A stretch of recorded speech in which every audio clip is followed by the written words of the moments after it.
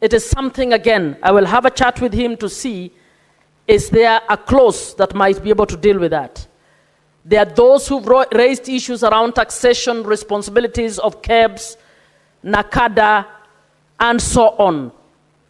There are those who have brought suggestion that I also include a definition on synthetic nicotine and so on. A profound one comes in around how we get the COG to be reflected in this bill, whether we want COG to be reflected or whether we want to give responsibility to county governments, and even if we do so, to ensure that there is meritocracy in the nomination. Honorable Senators, I really, really appreciate. I just want to tell you that I think this is quite important. Allow me to just make one demonstration. Senator Wambua, you are here. This gadget that I am holding that has 12,000 puffs, in Kenya, if you go to the UK and the EU and China, minimum nicotine content is 20 milligrams per milliliter.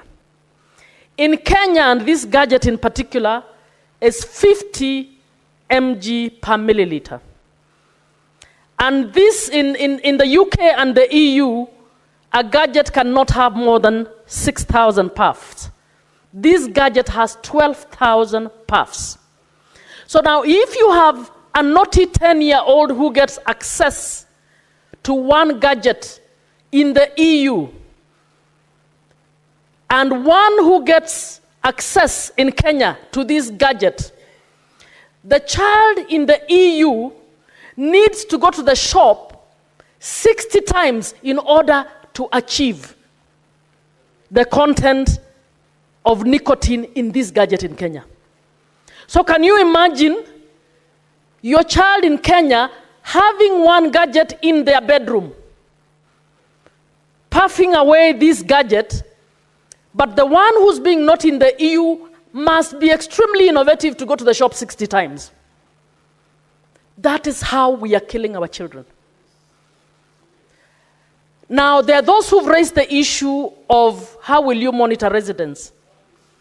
Now, the issue is that the law on the protection of children does not say that if your father is a smoker, it is okay for you to smoke. So how will we protect children, for instance, who must passively smoke because their father is a smoker? When you talk about residents, and the children get to know that a household is a place where you should not be smoking. Number one, even when they're coming in, they need to be careful. Number two, a careful parent will take that law seriously, will actually go outside of that house when they want to smoke. So it's not just a law in vain. Even though it may not be implemented, it sends a serious message that we are also worried about the children of those of you who smoke. That they are equal children with equal right in these countries. And we are cognizant of the fact that you might be making them passive smokers in your house. So I'd like members to look at this in this regard. I'd like to tell the chair of the Committee of Health and members that this law is so important. I am open to actually sitting with you and bringing any amendments that would add value to this law. So do not be aggrieved that I moved forward. It is just that a year later, I think it's too long for us to move. And therefore, I am open to that. With those remarks, thank you so much. Thank you also to the Secretariat, Directorate of Legal, who helped to draft this law. My team, which has researched, I keep sending them, can you go and research what does this mean, who have actually worked on this, and I would like to thank you for all of this. Now, pursuant to Standing Order 66A, I request for the deferment of putting the question to a later date. Thank you, Mr. Speaker. Thank you, Senator Catherine Muma. Pursuant to... yes, she has replied.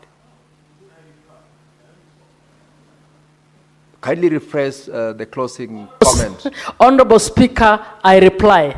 And pursuant to Standing Order 66, I request for the deferment of putting of the question. Thank you. That's now in order. Thank you. Now, pursuant to Standing Order 66, the putting of the question is hereby deferred to the next sitting of the House. And now, honorable members, for the convenience of the House, we will rearrange the order paper and call order number 20. Clerk, please call out order number 20. Order number 20, motion, reports of the Standing Committee on Devolution and Intergovernmental Relations on its inquiry into the state of markets in Vihiga and Bungoma counties arising from a statement sought by Senator Godfrey Osotsi and Senator David Wakoli. Senator Catherine. Mr. Speaker, on Wednesday, 27th March 2024, the Senator for Bungoma County, Senator David Wafula Wakoli, MP, rose pursuant to Standing Order 53-1 to seek a statement from the Standing Committee on Devolution and Intergovernmental Relations regarding the state of markets in Bungoma County. Similarly, on Tuesday, 12th March, the Senator for Vihiga County, Senator Godfrey Osotsi, MP, rose pursuant to Standing Order 53-1 to seek a similar statement from the committee regarding the state of markets in Vihiga. Mr. Speaker, in the statement, Senator Wakoli, MP, the Senator for Bungoma County, sought a report to state on the state of key markets in Bungoma, including but not limited to Chepkube in Bungoma Town, Misiru, Kamukuywa, Matisi, Bukembe, Mateka, Chwele, Kimilili, Cheptais, Sirisia, Kapkateni, Kapsokwani, Kabula, Kandui, Mayanja, and Mateka, specifically addressing the availability and functionality of essential services such as water supply, street lighting, infrastructure, waste management, and sanitation. Additionally, he requested to be furnished with a status update of all market improvements and or expansion projects initiated by County Government of Bungoma for the financial year 2013 to 2014 to date. From the financial year 2013 to 2013-2014 to date. Further, the Senator requested for a breakdown of the on-source revenues generated by the county government from each market from 2018-2019 to date, giving a comparison of the revenue to the total cost incurred for services, construction, and market improvements, as well as the amount retained from the revenue. Similarly, in the statement by Senator Godfrey Osotsi, CBS MP, the Senator for Vihiga County, sought a report on the state of key markets in Vihiga, including but not limited to Mbale, Majengo, Luanda, Serem, Chavakali, Cheptulu, Shamahoho, Esibuye, and Mudete markets, specifically addressing the availability and functionality of essential services such as water supply, street lighting, water management, and sanitation. Mr. Speaker, in considering the statement, the committee wrote to the County Government of Bungoma and the County Government of Vihiga, asking them to submit a response regarding the issues raised in the statements. Further, the committee resolved to undertake visits to Bungoma and Vihiga to inspect the various markets as requested in the statements. The committee visited Bungoma County on Friday, 21st June 2024, where they held a meeting with the Deputy Governor and later proceeded for an inspection of the markets. The committee inspected Chepkube, Bukembe, and Kamukuywa markets, where they held meetings with the market management development committees and had engagements with the market traders to receive their memorandum and submissions stating the challenges they face and their proposals of market improvements.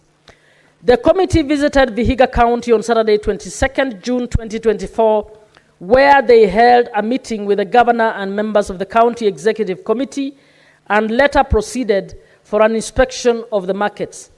The committee inspected Mbale, Serem, Majengo, Esbuye, and Luanda markets, where they held meetings with the market management development committees and had engagements with the market traders.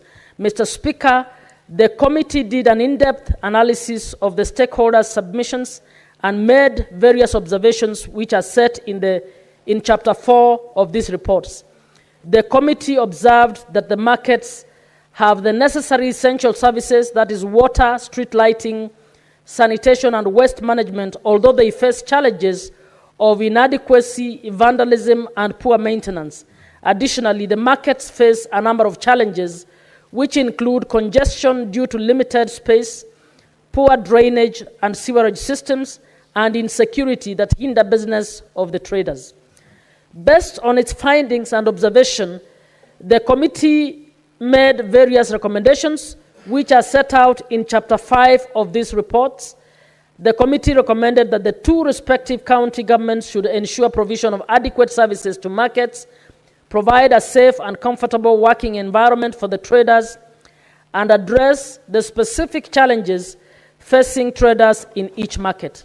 Mr. Speaker, may I take this opportunity to commend the members of the committee for their devotion and commitment to duty, which made the consideration of the statements successful. I also wish to thank the Office of the Speaker and the Clerk of the Senate for the support extended to the committee in undertaking these important assignments. Lastly, I wish to thank the stakeholders who presented their submissions on the statements of the committee. Mr. Speaker, with those many remarks, I wish to move this motion and request that the House adopts reports of the Standing Committee on Devolution and Intergovernmental Relations on its consideration of the statements sought by Senator David Wafula Wakoli MP regarding the state of markets in Bungoma County and the statement sought by Senator Godfrey Osoti, CBS MP, on the state of markets in Vihiga. I now call upon Senator Oburu to second.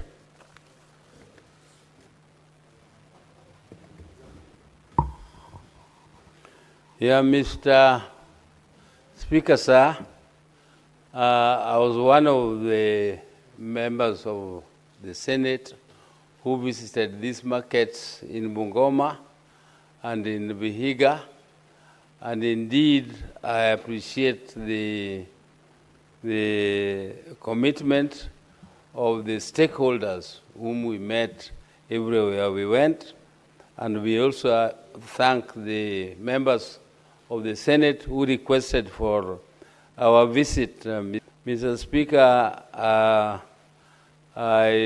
really enjoyed our visits to those markets because, Mr. Speaker, I realized that sitting here in the Senate without going to Mashinani to interact with the people, with the stakeholders, you don't get a feel of what our Senate should be doing or performing, Mr. Speaker. Mr. Speaker, we got very warm receptions wherever we went, and we made people to realize what the Senate does.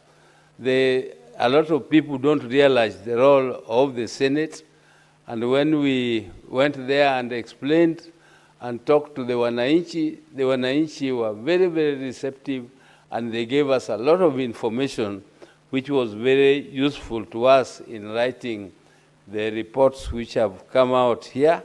And I would want to second and urge members to debate our report objectively and come out with further recommendations or support the recommendations which we have made, Mr. Speaker, in these reports in Bungoma and in the markets in Vihiga constituency, Mr. Speaker. Mr. Speaker, I beg to second. I do think that you must have meant Vihiga County and not constituency. Now, Honorable Senators, I Now propose the question that the Senate adopts reports of the Standing Committee on Devolution and